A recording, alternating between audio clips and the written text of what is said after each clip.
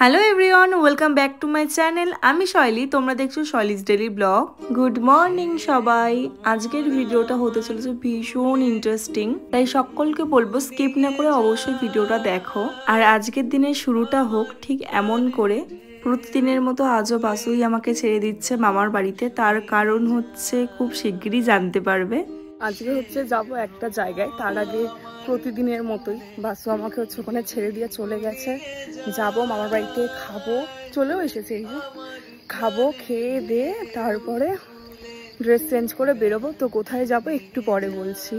আর এদিকে আমি এসে রেডিও হয়ে গেছিলাম, আর মেনে এদিকে অলমোস্ট রেডি। আর আজকের দিনটা বাইরে বিভৎস গরম ছিল, যার জন্য আমি স্কিনে কোনো রকম ফাউন্ডেশন ইউজ করিনি, শুধুমাত্র ফেসে সানস্ক্রিনটা আমি ইউজ করেছিলাম। তার সাথে তো কাজল আর লিপস্টিক ইনক্লুড আছেই। আর আজকের হেয়ারস্টাইলটা আমি নতুনত্ব করার কিছু চেষ্টা করেছিলাম, সামনে বেনি করে পিছনে খোপায় কাটা ইউজ করেছিলাম। তারপর আমরা তিন মূর্তি বেরিয়ে পড়লাম আমাদের গন্তব্যস্থলের দিকে। আর আজকের আমাদের গন্তব্যস্থল ছিল মধুসূদন মঞ্চ, কারণ আমাদের রাজ্যে মোট 16টি স্কুল দৃশ্যকাব্যের জন্য পার্টিসিপেট করছে মধুসূদন মঞ্চে, যার মধ্যে অন্যতম একটি স্কুল হলো বিধানচন্দ্র গার্লস স্কুল, এবং সেই স্কুলেরই স্টুডেন্ট হলো আমাদের দোয়েল, মানে আমার ছোট মাসির মেয়ে।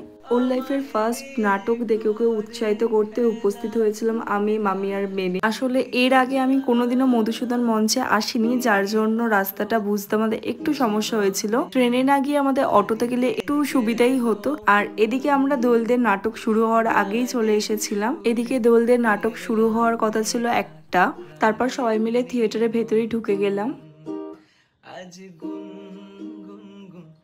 আর সত্যি বলতে এই ভিডিওর জন্য অনেকে আমাকে অনেক ভালোবাসা দেয়।